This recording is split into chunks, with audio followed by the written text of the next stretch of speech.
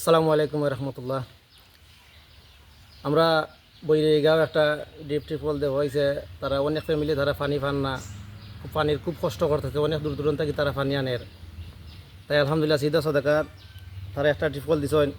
আল্লাহ তারার বরকতরে তারা যা যা বাড়াক, আল্লাহ তারার বরকতরে তারা রুজির মাঝে আল্লাহ তারা খৈর বরকত দান করুক। আর তারা পানি লাগি অনেক কষ্ট করছেন। আলহামদুলিল্লাহ সিধা সদাকারে তারা অনেক ধন্যবাদ জানাই যা তারা যে পানির তারা কষ্ট থেকে মুক্ত হয়েছেন।